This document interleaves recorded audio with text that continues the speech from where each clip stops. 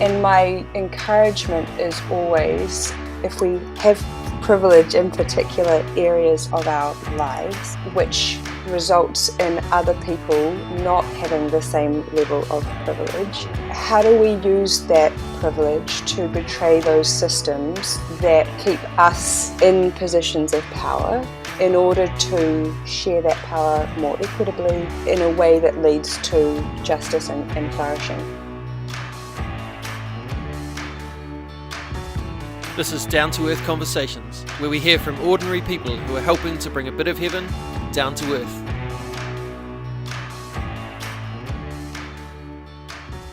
Kia ora! Welcome to another episode of Down to Earth Conversations with me, your host, Andy Dixon. Today it is my absolute pleasure to be hosting Caz and Em, the hosts of their own fantastic podcast, The Bloody Bible. Outside of their podcast, they are Dr. Carolyn Blyth and Dr. Emily Colgan, academics in the world of theology who have found ways to share their research so it's digestible for the general public. On The Bloody Bible, Caz and Em explore some of the more violent passages in the Bible, linking them to modern true crimes and behaviours and attitudes that are still in play today. They also help us to see the stories from the perspective of the victims, something that the Bible itself doesn't necessarily do. We talk about how they became interested in these kind of topics, why they started the podcast, and what they've learned from linking these stories to modern day true crime. We talk about power and control, patriarchy, feminism, how to read the Bible well, seeing things from the perspective of others, and the harmful ways that biblical texts are used to justify heinous behaviour. A warning that, given the topic, we do talk about a range of violent crimes such as gender-based violence, including rape and murder. So if you find these subjects hard, please look after yourself. Feel free to skip this episode, or I'll be including a list of services in the show notes if you wish to get support after listening. Despite the challenging topics, I actually found this conversation to be full of encouragement and hope. So hopefully it can be that for you too.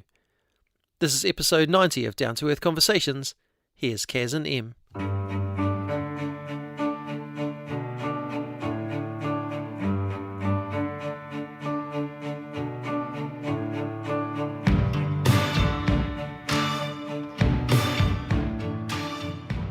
Well, I'm pleased to be sitting today with the wonderful hosts of Bloody Bible podcast, Caz and Em. Kia ora koroa. Welcome to the podcast. Kia ora. Thank you. As we begin, can you just tell us a little bit about yourselves so that the listeners can get to know you a little bit? Sure. Yeah, I'll start off. I'm Caz. I am originally from Scotland, Edinburgh in Scotland, and I moved over to Aotearoa, New Zealand in 2011 to work as a lecturer at the University of Auckland in the theology department. And I've worked there until I think 2021 when I took very early retirement. I have to stress the very early. And I was initially going to head back to Scotland, but I decided to stay around. I moved down to the Waikato, to a lovely rural part of the Waikato, and I just sort of fell in love with the place. So now I spend a lot of my time writing and also doing some proofreading and editing for other people. Nice. So that's me. Okay, my turn. Kia ora koutou katoa. My name is Em, or Emily. I met Caz at the University of Auckland, probably around the time that she arrived there, back in 2011. I was studying at the time. I was doing my PhD, and Caz came on board as one of my supervisors, and we just kind of became friends from there and started working on lots of different projects together. I finished my PhD at the University of Auckland and I went on to become a lecturer in biblical studies. I worked at PTC in Suva and then I came back to Aotearoa and worked as a lecturer at Trinity Theological College here in Tamaki Makaurau. I then last year became the manukura or principal of St. John's Theological College, and I am about to go back into my old role as a lecturer at Trinity Theological College, so back into the classroom, back teaching and researching and writing. So at the moment I'm being a principal, I'm not doing enough research and writing, and I'm really looking forward to getting back and doing some more of that. Nice. I very much loved my theological study, and in some ways wished I could have just kept doing it and doing it and doing it. Yeah. But also, had other things to do. So no doubt I'll get back to it sometime in the future. You introduce yourselves, and you're known to your listeners as Caz and Em, but you are actually, as you've mentioned, academics. Dr. Carolyn Blyth and Dr. Emily Colgan. With that comes, researching, writing, teaching, all of that kind of stuff. You've got books to your names. What was it that got you interested in this field of theology and biblical studies to start with? Well, I came to theology and biblical studies through a very circuitous route, because I started off my life as a mental health nurse. Ah, cool. And I worked in mental health nursing for about 10 or 12 years. And then I decided to go to university just part-time while I kept working, to study theology and religion, just because I was really interested in it and I wanted something to do that was going to expand my mind a bit. So I started at the University of Edinburgh's New College, and I found it all very interesting. But the one class that really just, I don't know, inspired me was my biblical studies classes.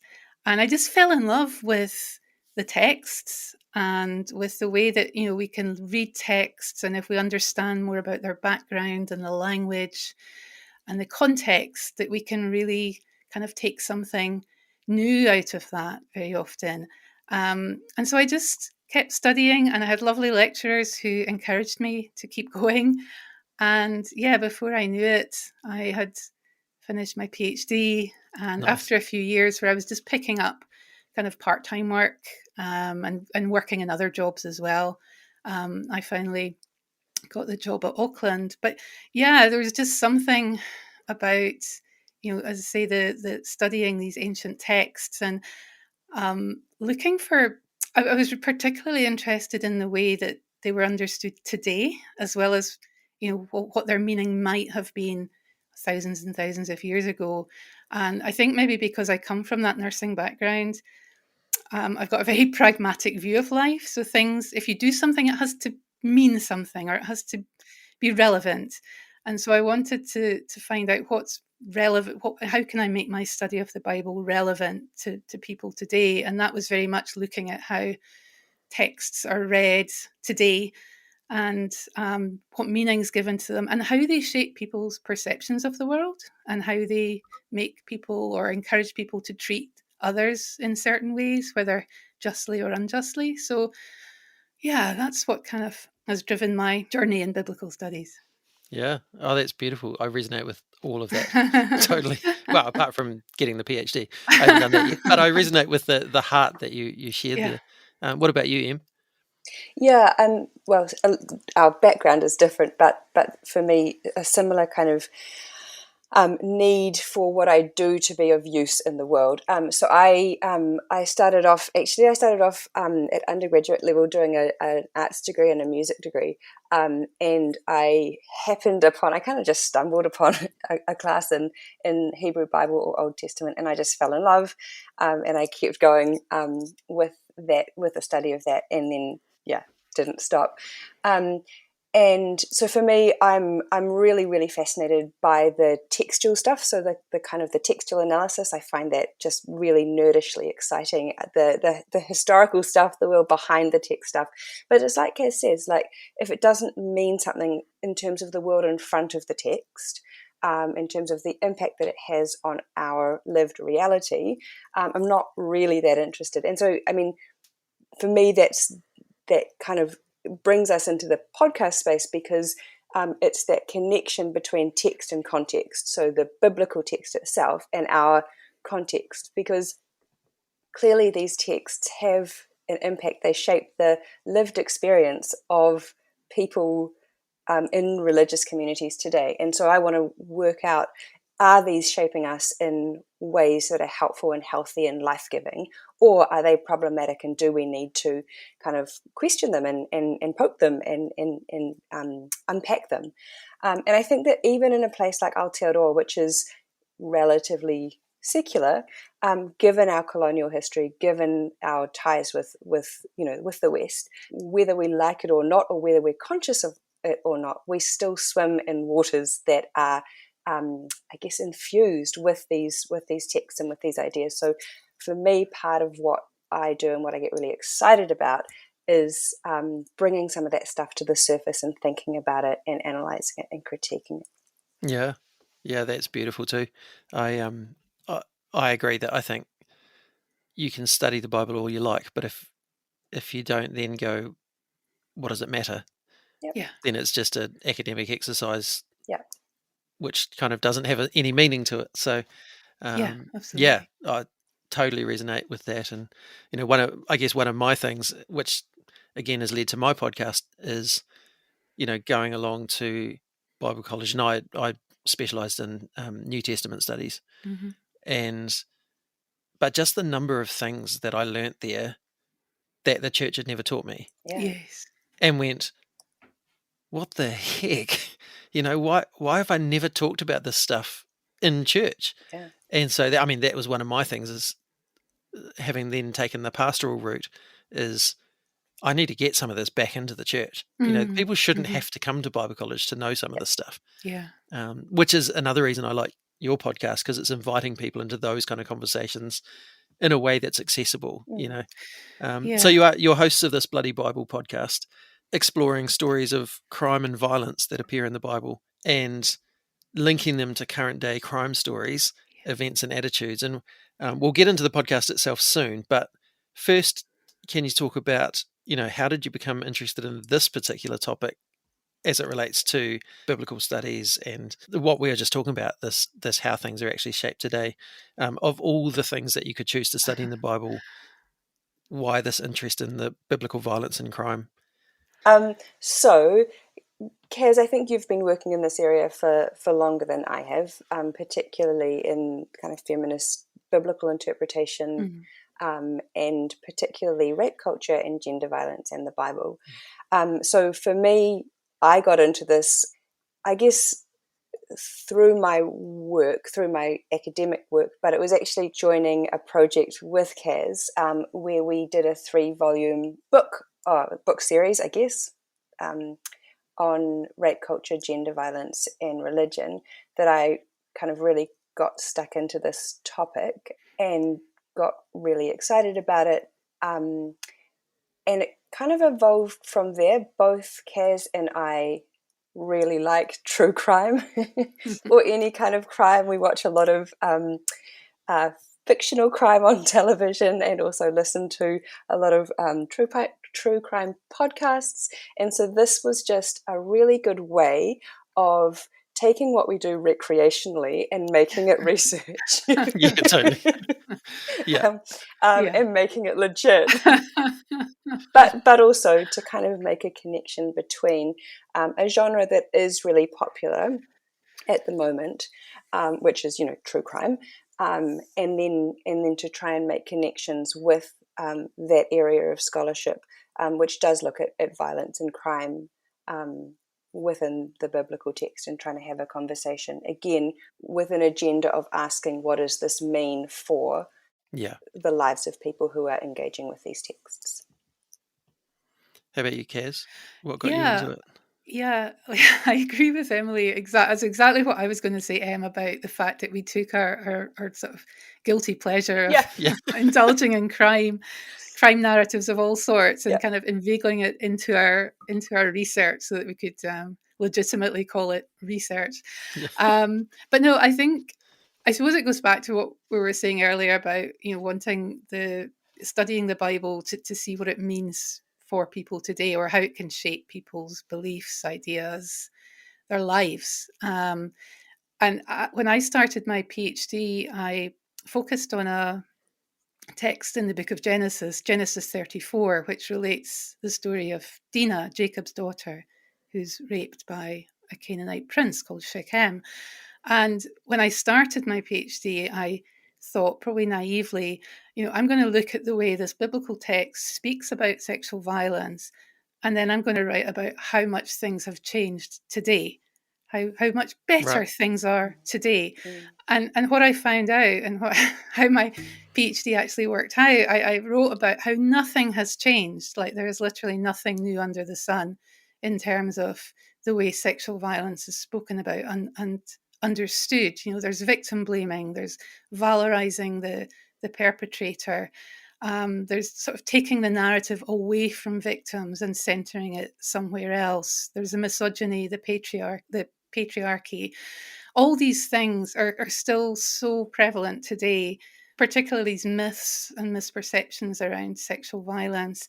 And so I think, I know our podcast has covered more issues than sexual violence per se, but I felt I think it was for both of us an important part of having space, both in our writing and also in the podcast, to talk about these issues and to challenge these Yeah. misperceptions and to hold them up and say, this isn't true, this isn't right. And sometimes the Bible doesn't say these things either. Sometimes we just assume it does, or we misread it and interpret it as promoting ideologies that may or may not be there in the first place. Mm. Yeah, I mean, I think for me, one of the reasons the podcast is so brilliant is because it looks at those texts, but then it also draws out from those exactly what you were saying, the attitudes that are still around, the behaviours that are still around. And I mean, you've highlighted through the podcast, issues around gender, sexuality, race, power and control, and like a whole bunch of other stuff. I guess when you think about some of these stories that you've covered, what are some of the main issues that kind of go across all of them that are still at play and still kind of guiding the way that we do life today? For me, one of the really kind of dominant threads that keeps coming up is relationships of power, and how those relationships of power, or people with power, use and abuse that, and that often comes out in different ways. But I think that is a thread that's kind of woven throughout the text, but it's woven beyond the text as well, right? Because the text itself is used as an instrument or a weapon of power. Yeah. And also within our communities, we use these texts as texts of power, to control, to coerce. And so, again, I don't want to bang on about this, but how are we using this power in a way that is responsible, life-giving, meaningful, as opposed to abusive, oppressive, and life-denying? So I think that's a theme that keeps coming back from me across these stories. Yeah, well, I was going to say something very similar. This power and control Yeah. that seems to come up a lot in our episodes, and in terms of who gets to speak, whose narratives are silenced, because I think that's something else. Another thread that comes up is that the silencing of certain people, victims of violence, they get silenced or disappeared. Sometimes from the narrative, sometimes in biblical interpretation, and sometimes in the way these stories get retold today. Yeah. And I think that resonates really strongly with the way that some victims of violence today many victims of violence today often get silenced. They're not allowed to tell their narrative, or their narrative gets told for them, but in a way that completely distorts the way that kind of structural violence can play a part in sexism, misogyny, racism, homophobia, transphobia. All these things happen, all these kind of forms of violence happen because some people have more power and control over others and over the narrative and how it's told. And I think that's a really important thing that you guys raise, is the power over the narrative.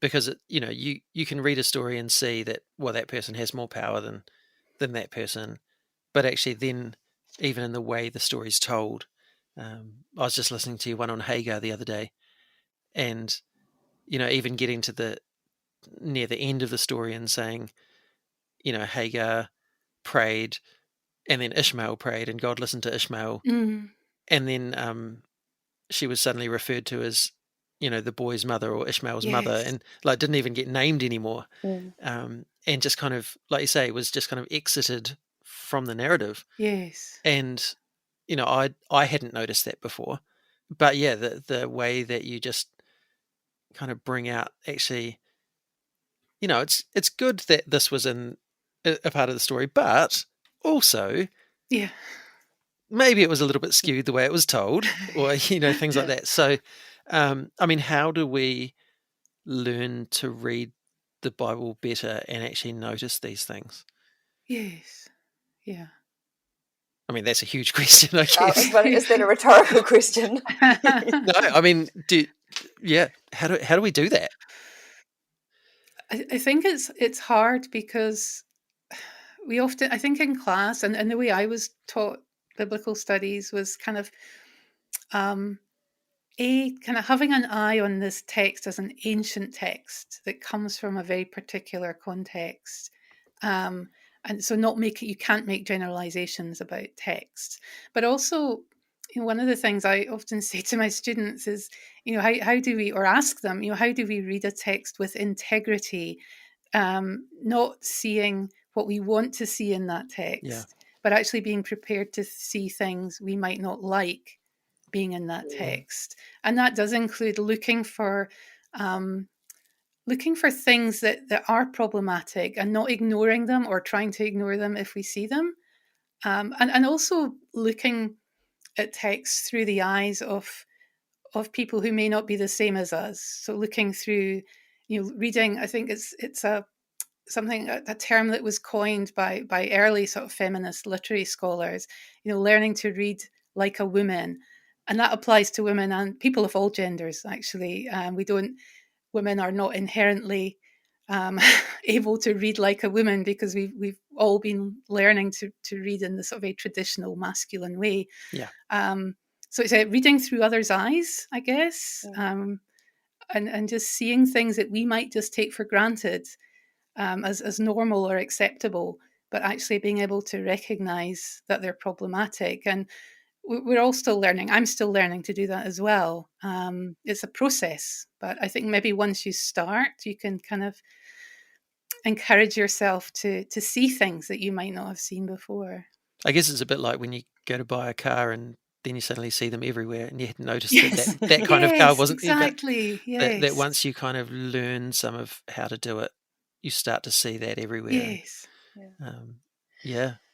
No, I like that. I think I'd just want to follow that up, Caz, with one of the questions that I always ask myself, but I always encourage my students to ask as well, is whose interests are served in my reading of this text, or whose interests are served in this text. And so it's quite, it's a critical question, it's a reflexive question, but it's always getting us to think outside. It's like what you're saying, Caz, putting on different lenses. Whose voices are included in this? Whose voices are excluded? Whose interests are being promoted here? Whose interests are being neglected or suppressed or silenced? And that's not just within the text itself, but it's also in our reading of the text. So the interpretations that we're promoting. And again, those are questions of power. But it's also about responsible readership. And is my interpretation, or are my readings serving the interests of a broader community, of marginalized communities, or are my readings supporting the status quo, upholding injustice? And if they are, then that's a problem. Yeah, I mean, for me, as a white middle class hetero male,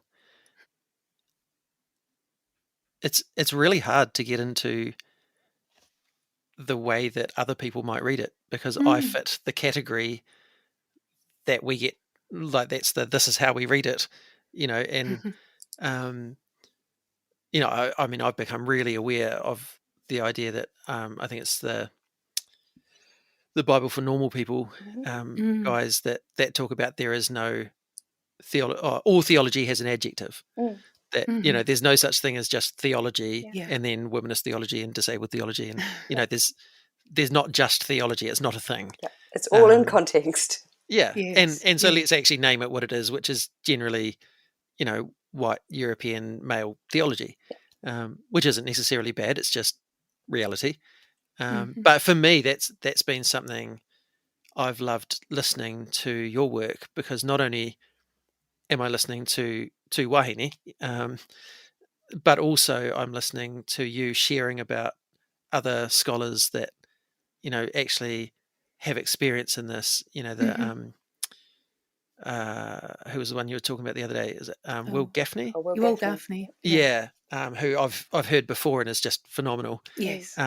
But people like that who can actually help to go, well, this is how I see it from my perspective. And I think that's really beautiful, to be able to listen to those perspectives and be able to go, oh, wow, that's not how I saw it. Great. And not see that as a threat. And I think that's been something that we've done too much as the church, is seen anything that's not theology, in terms of what we've had handed down, is either so minority that it doesn't matter, or it's a threat that we need to actually repel. Yes. And so, I love that you're introducing these voices and things. Yeah, and I want to say, I don't think that relates just to scholarship. Like, that should also relate to our reading community. So who are we reading these texts with generally? Are these people that look and sound a lot like us, or are we engaging with people who don't look like and sound like us? And then are we, like you say, are we open to being called out for particular readings? And Caz and I have had that in our podcast. We've had people get in touch to say, hey, just so you know, this graded a little bit, and that was really helpful for me in terms of learning and growing and going, okay, yep, no, you're absolutely right, and we'll make that correction, and we'll cover that issue or that topic coming up. So right. Yeah, that's cool. You've both mentioned the word feminist a couple of times. For me, growing up, feminist was this thing where, either feminists, but also feminist Christians particularly, were kind of categorized as man haters, and all this kind of stuff, which, I mean, as I've explored life and stuff, I found is just not true. But the idea that actually feminists are just out to try and make men look bad, because actually a lot of the time feminist scholarship does make men look bad. And I know, I think Richard finishes your podcast by saying that he spends most of the time apologizing, and I totally get that, but how would you respond to that idea that feminism's really just out to kind of get at men? I'd say, I'd say that's. I'm sorry. It just reminds me of when I was, not long after I'd finished my PhD, I'd got this gig doing some lectures at Edinburgh Uni, where I'd done, where I was studying, and somebody asked me to do, I think it was only 3 lectures on feminist interpretation of the Bible. And after the first one, a male student came up to me and said, thanks very much for that. He said, I thought it was going to be a lot of man-hating rubbish, but it was actually quite good. It's like, thank you. I feel so honoured. But that shows, I mean, it is a perception out there, yes, isn't it? Absolutely. Oh yeah, and I'm old enough to have grown up during a period where feminism was maybe slightly more exotic a word than it is today. And there's always been a lot of suspicion about the word, and there still is. But I think feminism, I mean, I'm not coining this idea myself, but I'm drawing on scholars such as Bell Hooks, for example, who talk about feminism. It's not really women versus men, or women's rights or women's equality. It's looking for ways to make the world more equitable, and that includes people who are vulnerable, people who don't have power and control, who can't control the narrative themselves. And that can be women, it can be people of all genders, it can be people who, by virtue of where they were born, or their socio-economic class, or the colour of their skin, or the way they speak, or their body, if it doesn't sort of fit into sort of traditional ideals of what a body should look like, that's what feminism wants to do. It wants to make so bring a greater sense of justice and equity for people who are not thriving because they're so vulnerable due to the power and control held by the sort of the majority, which at this moment is white, middle class, cisgendered, heterosexual men, unfortunately. But we don't hate them. No, we no. just want them to kind of understand. You're talking to me, so their help. yeah, We need their help to make the world a better place. Yeah, and I'd agree with that, and add that it can feel uncomfortable to confront one's own privilege, whether that's because of gender, whether it's because of race, whether it's because of sexuality, and so on. Yeah. And my encouragement is always, if we do have that privilege, or if we have privilege in particular areas of our lives, which results in other people not having the same level of privilege, how do we use that privilege to betray those systems that keep us in positions of power, in order to share that power more equitably and in a way that leads to justice and flourishing? So for me, it's not just about, as Caz said, it's not just about men. This is, I would want to talk about intersectional feminism, and recognizing that there are a whole lot of oppressions and injustices that feed into someone's identity, and trying to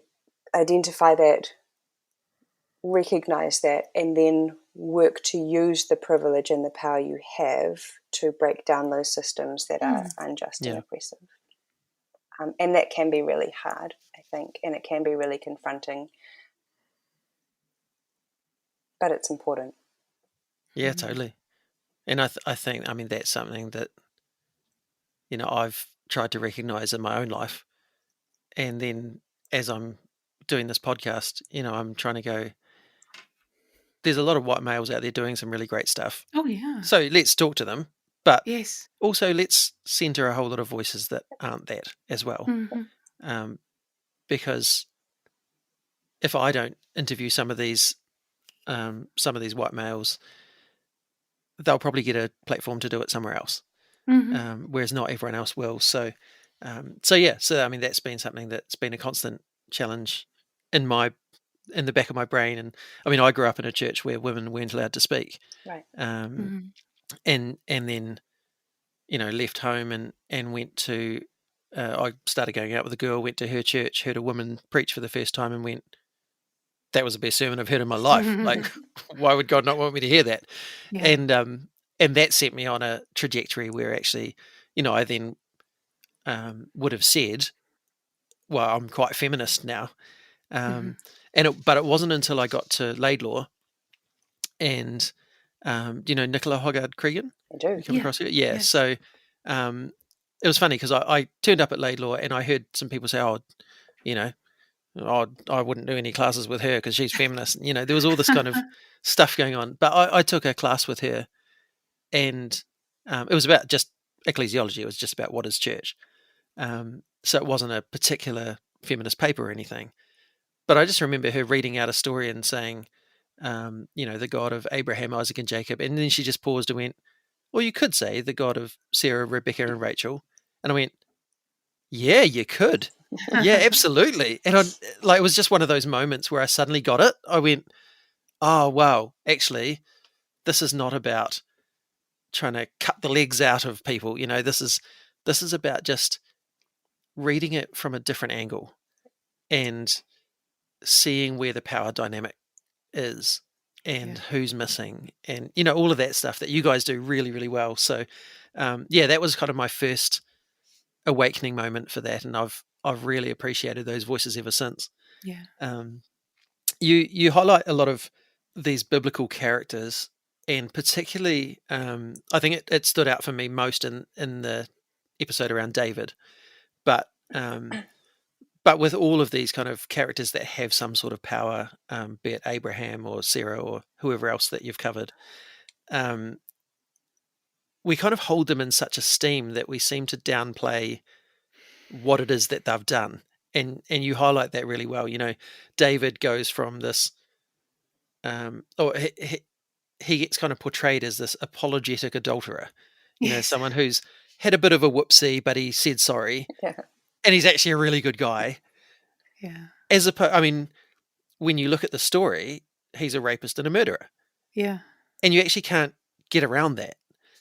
Even looking at Abraham and Sarah and the way they treated Hagar, and, being really clear in your episode saying, there's versions that say maidservant, but this was a slave, Mm-hmm. And she was given to Abraham. Like, she had no choice in the matter. So this was actually sexual assault. Yeah. And Sarah was complicit in it. So there's all this stuff going on, and we're like, oh, she couldn't have kids, so she just got him to have it through her maidservant. And, Mm-hmm. we kind of make it all nice. So I guess my question after all of that is, why do you think we do that? And what are the problems that you see in that kind of approach? I think I suppose these characters like Abraham and David and Sarah, they carry a huge amount of weight, I think, for people with a biblical faith, whether it's a Christian faith or Jewish faith. And so it's part of human nature. We don't like to hear bad things about our heroes. We try to excuse them, or find a way to forgive them ourselves, or explain away the bad things they've done. So I think part of that is human nature. Um, and Dave, as we said in the podcast, David is named in Matthew's genealogy. He's linked directly to Christ, Yeah. and so the thought that Jesus would have this ancestor who murdered a man by proxy, who committed adultery with a woman, and then later married her. That doesn't sit comfortably with a lot of people, Yeah. because what David did was wrong, and he was punished for it by God through sort of the prophet Nathan.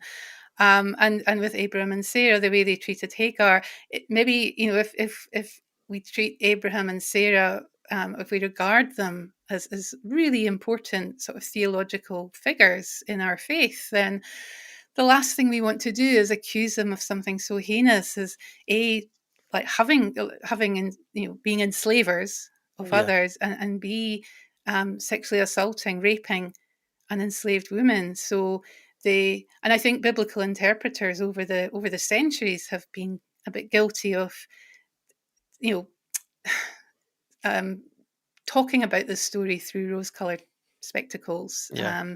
trying to see it in a positive way, or explaining it as a way, explaining it away as, well, this was just the way things were done back then, so we can't really judge them. They were only doing what they were, what they knew. This was the world they lived in. Yeah.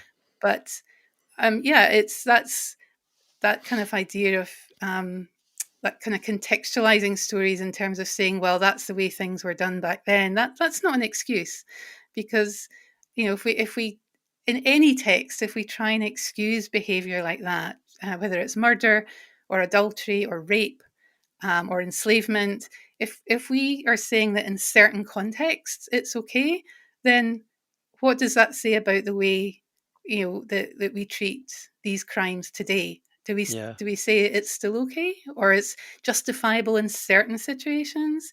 And yeah, it can be really confronting for people and uncomfortable to think that their biblical heroes have done things that are heinous.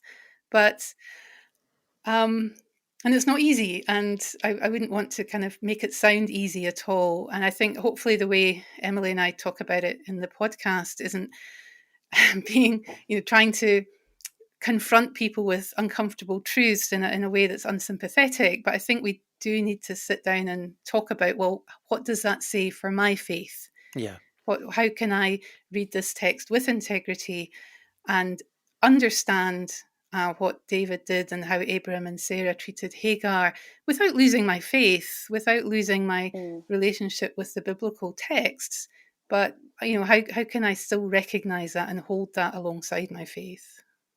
I think that's so important to what you were saying about you can't just write it off to their time and place and it was okay then and it's not now, No. because actually those attitudes have carried on, haven't they? That Yes. we still look at our heroes and like to kind of pretend that they're not as bad as, Yes. people are making Absolutely. out when things come out about them, or, oh, well, it was probably, someone who wanted to have sex with them and then now are Yes. regretting it, or, Yeah. there's all that kind of stuff that come out Oh, when yeah. these celebrities get accused of things. And Absolutely. Yes. it's It's just so common. like you say, you look back at those stories and go, what's changed? Yeah. Maybe it's not as publicly acceptable, but it still kind of is in some ways. Yeah. Yes. Oh, I think a lot of, particularly around sort of gender-based violence, Yeah. it's yeah, you read a lot of excuses, or either that, or it's just ignored or brushed aside, and these celebrities go on to win awards or get signed by another football club for X million Mm. dollars. It's, people are, if not explicitly rewarded, they're kind of implicitly rewarded by being allowed to carry on as though they've done nothing wrong, and that's really troubling. Yeah. The other thing that I think is problematic for some readers of the Bible, particularly Christian readers of the Bible, is the question of the Bible's authority. Mm. And when you start asking critical questions, it's like it's like a thread that once you start tugging at it, things start unraveling.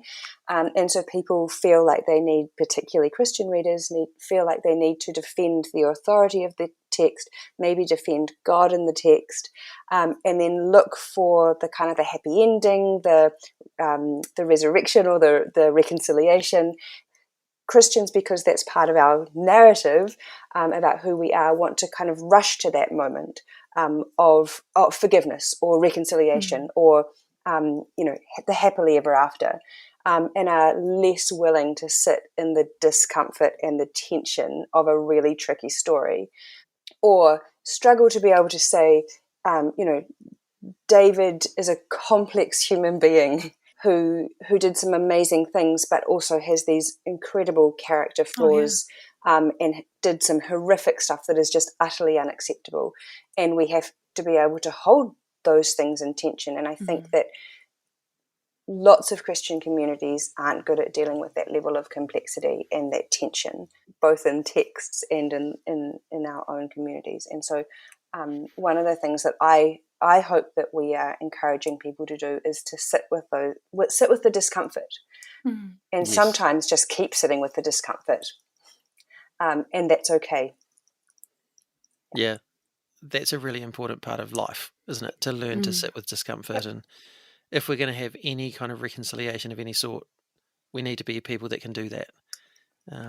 That's something I've talked a lot about with guests around both the rainbow community and also with race issues, particularly here in Aotearoa. Yeah. That we have to learn to sit in discomfort and not write it off. What Christians have been really good at is feeling uncomfortable and then demonizing it. Yes. And Yeah. I mean, it wasn't that long ago that churches were trying to drive out Māori spirits. Well, probably Maori spirits, to be fair. But, because it was something that was uncomfortable, it was different. And so, and I mean, maybe there's pockets of the church that still do that. But for the most part, I think the churches that are learning to sit in the discomfort are taking some big steps into that reconciliation space. And I think there's so many different areas that we need to do that in. So, yeah, really, really important to hear you talk about that. Yeah, I could keep talking about your guys' podcast for ages because I'm a biblical nerd, and I'm one of those people actually that I see something in the text and it just really excites me, and then I share it with someone and they're like, "Cool," and you're like, Yeah. "No, you don't get it." The This has implications for this are vast. this has Yeah. revolutionized my life. Yeah. Yeah. So, yeah, I mean, we could talk all day, but one thing I'd love to talk to you about before we get to the end of the recording is the Shiloh project. This is Oh, something yeah. that you were involved in starting Caz, was it? Yes. Have I got the right way around? Yes. Yeah. Yeah. But you're both involved. Mm. Tell us, what is it, and like, what do you do with it? Well, it started off back in, I think it was 2017, when I was visiting the UK, and I met with two colleagues and friends who work there, but both biblical scholars, Katie Edwards and Johanna Stiebert. And we talked about wanting to start some kind of project that would talk about the very complex relationship between religion, rape culture, and the Bible, particularly the way that biblical texts have been used to either challenge or condone various forms of gender-based violence, including sort of misogyny, sexism, patriarchy, intimate partner violence, coercive control, and sexual violence, and the sort of surrounding rape culture that kind of scaffolds and fosters all of these forms of violence. And one of the key things that we decided was we wanted to sort of break out of the academic echo chamber, and talk to people, be they sort of academics, but also students, interested readers and listeners, activists, people working in support services that provide care and support for people impacted by gender-based violence. And so we wanted to make it sort of easily accessible, completely free, and written at a sort of level where everyone could engage with it. So, yeah, we we came up with the name, the Shiloh Project, based on the story in Judges chapter 19 to 21, where in chapter 21, the women of a place called Shiloh are out dancing and celebrating a religious festival, and other Israelite troops arrive and abduct them all because they need wives. And it's passed off as unremarkable and unproblematic. And so we called the project after that story, and set up the website. And yeah, we've just tried to keep it going, inviting people. We're always looking, if anyone's listening and they want to write something for us, we're always looking for new content, just anything relating to the Bible or religion more broadly, and gender and gender-based violence. Emily came on board along with our other sort of director, Chris Greenoff, who's a lecturer at Edge Hill University in the UK. And yeah, I don't know if you want to add anything about your thoughts on Shiloh? Yeah, no, just to say that it's kind of expanded to become not just predominantly Jewish or Christian engagement. We've got broader Muslim, Buddhist, other religious traditions feeding into the conversation about rape culture and gender violence, and as Kev says, religion more broadly. And one of the things that I really like about it is that it is doing that work of or bridging that gap between the academy and everyone else in the real world. Yeah. And often taking academic work and packaging it in a way that's really accessible, and not just, in essay form. So I really like that there's poetry and that there's art, and that there are a whole lot of different ways to engage with this kaupapa. While still, there's a podcast as well, the Shiloh podcast. Yeah, and so I think it's just an incredible resource for communities around the world. And as Kaz said, if anyone listening would like to contribute, please get in touch. We're always wanting to post new things. So, yeah, yourself included, Andy. Yeah, nice. Yeah. I'll have a serious consideration of that. Good. Good. I mean, I just think it's a wonderful gift that so much of academia stays in academia. Yeah. And to be able to express things in ways that the general population can find meaningful, I think, is a real skill. But it's also so important to connect with people and help shape them. And I love the idea that you're not just going, how does our faith and how did the Bible speak positively into the space, but you're also going, how has it also negatively done that?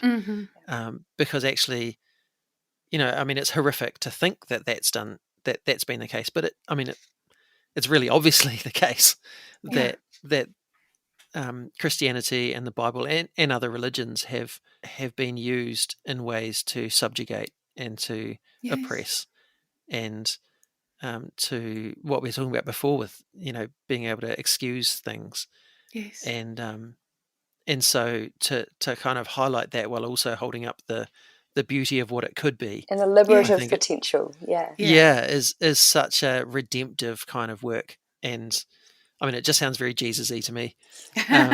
So yeah, if you're listening and you are interested in that at all, I'll make sure that's in the show notes so you can find a link there and head on there. Thank you so much for joining me. I do feel a little bit like Richard going, I need to apologize for some things now. But no, I don't. But, I'm so glad that you're both doing the work that you're doing it in these accessible ways, as well as the academic ways. I love the amount of research and heart that's gone into your podcast episodes, that it's not just a flippant conversation about a passage that, you've kind of thought about. Actually, we've thought deeply about this. And that shines through, the hours of research and stuff. Thank you for your continual drive to challenge these harmful attitudes and behaviours, both in society and the church. So thank you for what you're doing to bring a bit of heaven down to earth. Oh, thank you, Andy. Thanks for inviting us on to talk about it. Hello, hello, heaven. Will I hear you whisper to come near? What a deep and meaningful conversation. I just find the work that Caz and Em are doing so valuable for challenging attitudes and structures that perpetuate violence and inequity. I love the way that they help their listeners to look at things from different perspectives. So Caz and Em, thank you for who you are and for what you do. Here is a blessing for you. Caz and Em, as you continue to bridge the gap between academia and the public, may you know, whether you hear feedback or not, that you are making a difference, that people are being helped in the way they think, the way they explore the Bible, and the way they interact with one another. May you continue to find ways to bring your passions into your research, and your research into connection with those who it might help. May you find joy in your work, even in the challenging times, finding rest in your busyness, and a lightness amongst the heaviness that can come in the world of theology and academia. May you continue to find ways to challenge the patriarchy, to have your own voices heard, and to platform the voices of others without the privilege that you hold. And lastly, may you know you are seen, you are heard, and you are loved. Thanks to Strawn for the music and Rangi for the karakia. Join me next time when I talk to Bridie Boyd, a chaplain at Hill Morton Hospital, a mental health facility here in Otautahi, Christchurch, for those needing specialist or acute mental health care. We talk about Bridie's work on the Council of the Anglican Women's Study Centre, her own mental health journey, how she became a chaplain, and what she has learnt from working in that role. Until then, me inoi tātou. E tō mātou matua I te rangi, kia tapu tō ingoa, kia tau mai tō rangatiratanga, kia mea te tau e pai ai ki runga ki te whenua, kia rite anō ki tō te rangi. Homai kia mātou ai nei, he taro mā mātou mō tēnei rā. Muro mātou hara, me mātou hoki e muru nei I o te hunga, e hara ana kia mātou. Aua hoki mātou e kawea, kia whakawaia, engari whakaorangi a mātou I te kino. Amen.